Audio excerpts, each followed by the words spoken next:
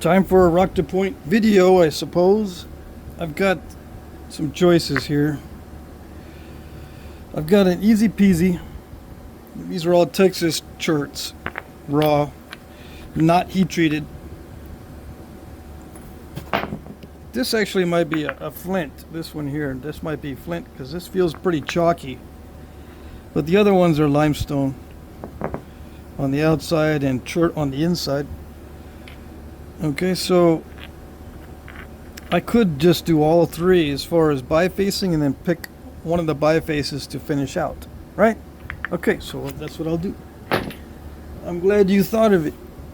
Yeah, I'm going to biface all three as fast as I can. Almost. You might hear some background noises. I'm in front of my house in our little covered area. And you can probably hear traffic, and then there's the AC condenser fan or whatever that's blasting right now. And I've got a regular fan set up. So who knows what the audio sounds like. I have not tested it.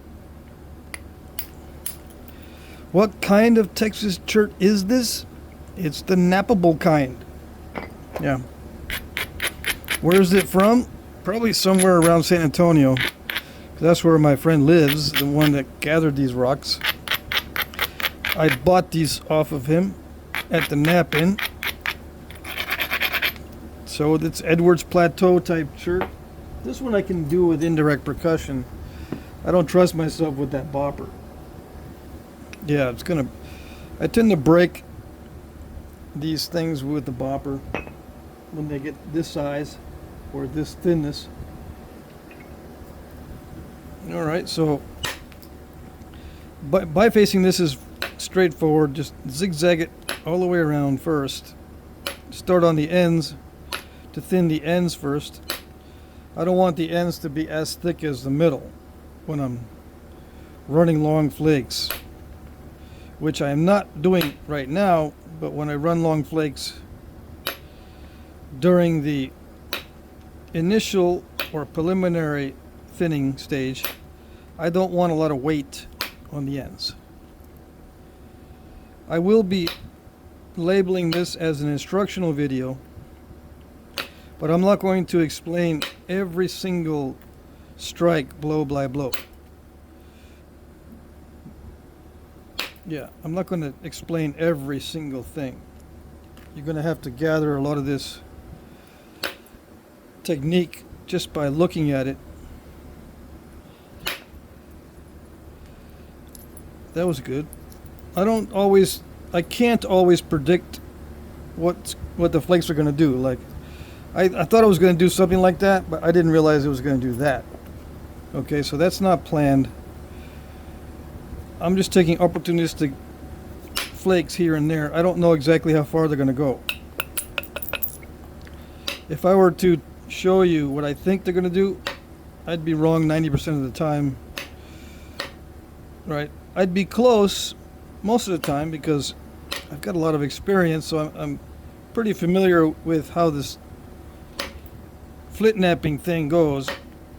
But as far as being very precise, at this stage I am not, because as you can see, the edges are sometimes sharp, sometimes dull. Sometimes I use the previous flake scar as a striking area. Sometimes I don't. Sometimes I use a ground down area to apply the force. Sometimes I don't. See, I'm using the previous flake scar here as a striking area. You can do the same thing with pressure. Or I could prepare each area with grinding ahead of time. This is very efficient. Now, did I thin down the ends sufficiently for me to be doing this? No, not yet, because I didn't need to. I'm just zigzagging this edge to get rid of that squareness. So it's really not removing any thickness from the middle. And I'm not trying to run long flakes across the middle. It's not putting the piece in danger of breaking. Not yet. I'm just getting rid of the what they call a square edge, even though it's not square. It's slightly tilted from 90 degrees. You know, you imagine a flat plane this way, and then the edge, when it's a square edge, is exactly 90. It's flat, just like on a slab. Sometimes you'll find that 90 exactly on a natural stone, but it's usually at some other weird angle. Like this is not exactly at a 90. So it's not technically at a square orientation. You know what I mean? So I hope you don't get thrown off by the terminology. Okay, I'm just using normal knapping terminology that was developed before my time. I do invent some terms, but you'll know it because they don't sound technical. They just sound like slang. Like when a material is snapping halfish, that's not a technical term. That's just a slang for material that breaks easily as far as snapping it in half. That's snapping halfish, and it pertains mainly to highly brittle material, especially obsidian and glass, but it can also be applied to raw stones. Some raw stones are very brittle in that way. They will break in half easily, surprisingly, and annoyingly when I do this kind of stuff. How do I set up for these? I just look for ridges and high spots. This one happened to be a nice ridge with a nice striking area that had been ground down. So opportunistically, I took the flake, but I still need to get rid of this edge. It is almost square, or almost 90 degrees to the plane of the surface of the biface. It's an imaginary plane. I guess you could say it's a centerline plane as well. This is 90 on a slab as far as the orientation to the center line or the center plane or the surface plane of the biface. So I'm going to get rid of this edge by zigzagging. Yeah. And what I'm left with is what they call a serpentine edge, where it's wavy. Eventually, I will make the edge less wavy as it becomes more and more refined. The waviness also gives me opportunities, because when the edge is low, I can take a flake on that low spot. When the low compared to this side, I can flip it over, and some of these are low compared to that side. It's easier to remove a flake when the platform or the striking area is low, but not always. Okay? In general, it's wise to hit the low spots. There's less resistance to the flake. You can hit above center line, but there's more resistance. You got to hit harder to get the flake to travel far. Okay? And you risk breaking it in half the higher the striking area on the edge, because it pulls a lot. Yep, even though I'm hitting in a snappy manner that causes minimal shock to the workpiece, it still pulls somewhat. And the higher I'm up on the surface and the higher the striking area, the more pull. And you might say that that's a very subtle difference. Yes, that's true. But it does make a difference in flint knapping. in flint knapping where very subtle, almost imperceptible differences make all the difference as far as success goes.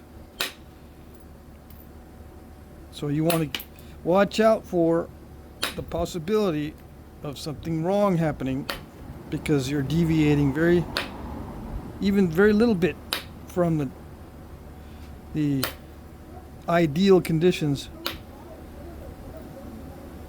A lot of times it doesn't matter if you deviate slightly from the ideal conditions, but sometimes it matters a lot. And it all depends on the stone, the tool tip, the amount of force applied, the quality of the stone, I should say, the quality of the stone edge, the quality of the stone material.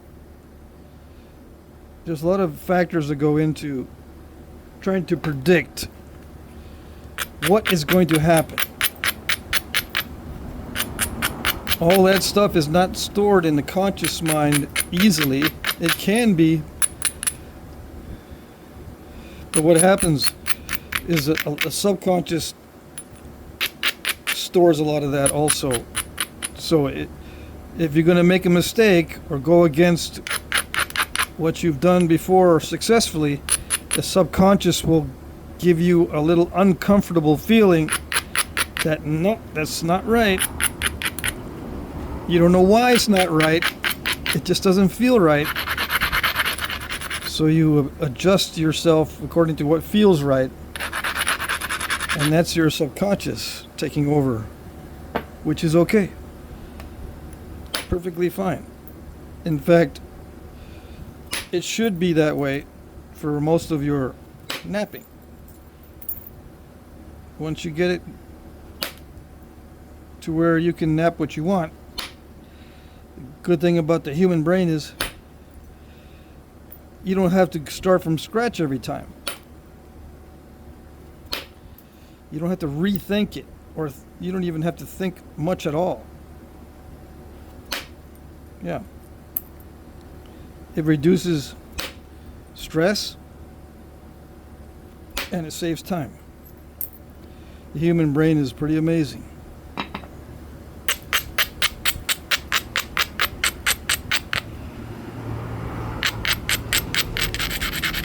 So what am I doing now? I am doing this flake removal kind of in a rough manner, not really paying attention to being really, really careful. But as it gets thinner, I have to be more and more careful. And you can say that it probably is wiser for me to nap with every single precaution in mind and never deviate from any precaution. Yes, that would be the smart thing, logical thing to do. But it doesn't need to be done necessarily on every stage. You've got some wiggle room in the beginning to where you can not spend all your time analyzing. You can just go by feel, take some opportunities as they present themselves, and just be aware that you will eventually have to switch over to a more careful approach. Yeah. And you can time it to where, okay, I think I need to be more careful now. A lot of that is also by feel. When do you know you need to be more careful? Well, when you start feeling like you need to be more careful. After many, many hours of creating flakes, working with bifaces, accidentally breaking a bunch of stuff, you get the feel for what's appropriate as far as being careful and at what time. Just by feel, not by conscious analysis. Although in the beginning or as you are learning, you will need to apply your conscious mind to the task until you can develop the muscle memory or subconscious memory over time. And we measure a lot of flint napping by the poundage of how many pounds of rocks have you napped. You're a beginner until you've napped 400 pounds of stone or more, or less. If you've napped 400 pounds of stone or less, you're still a beginner. Yeah, it's an arbitrary number, but it's easy to remember for me. And what is that? 5-gallon buckets. Each 5-gallon bucket is 80 pounds, let's say. That's 400 pounds. After that, you should pretty much know how stone breaks. And you can refine your technique. You can begin to actually analyze your technique and refine it, tweak it to where you can get flakes like that. It takes a long time to get good flakes like this. Took me forever. Some people it takes very little time, but some people it takes a long time. I've always been kind of spastic, if that's a word these days, where I would just be opportunistic and very impatient sometimes. I'll work with tool tips that are beaten up and not dressed very well. I'll work with edges that are not ground down enough. I'll work with stone that is a very poor quality. Yada yada yada in the beginning. And you'll notice that on my other videos, my early videos, sometimes I'm very careless. Yeah, I'll admit it. So it took me a while to learn, because I had to force myself to be very careful. Yeah. Some people, they're just naturally careful and very precise in what they do when it comes to hand-eye coordination. That was not me, really. Sometimes it was because I didn't have much time. I would just go and nap for 30 minutes and that was it for the day, because I didn't have enough time to do a full session, but I needed to get some practice in. It's hard to make the transition from doing stuff around the house to doing a very careful, precisely flint knap point and do it on video. So I was careless. I took shortcuts. I still do that, but as I progress in flint napping, as I'm trying to learn how to make certain styles of points according to the archaeological record, there are different approaches to napping, and I've got to learn those if I want to teach them. There are different approaches for different styles of points. The basic idea of removing a flake is the same with everything, but the approach is different, and the goal is different in many cases. Okay, I don't want to get into the details of each approach. Okay, not in general. I will do it when it comes to certain types, when I'm making a video of a certain type. It's too hard to remember the approaches for different types of points in order to present them in one video, because I might forget one approach. So do I keep the video if I forget something, or do I delete the video and try to include that approach in the next video as part of the explanation without forgetting any of the other methods and approaches and strategies and blah blah blah.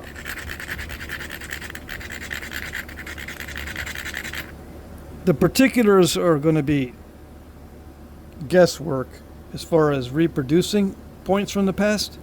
But in general, the general approaches can be guessed from the style. One of the general approaches is if I was going to make a Scots bluff, for example, I would have to keep it thick. So that's a different approach than a point like a Montel from Texas, which are usually very thin, which is the opposite approach. It looks like the Montels were thinned very early on in the bifacing, and they were kept relatively wide at the base. These are the opposite, very narrow bases and very thick as far as Scots bluff. I've got into the habit of starting with a Scots bluff type approach, but this is not going to be a Scots bluff. But it's good for me to stay in practice with that style. Okay, it's just going to be some other style of point. It's not going to be a Scots bluff, I don't think. I mean, I could. Anyway, this is done as far as the bifacing stage. So let's move on to the next one. Let's try this. This time I am going to use the bopper. See if I can do this before the 30 minutes is up. Or no, I'll just end the video here and then start up again on the next segment. Okay.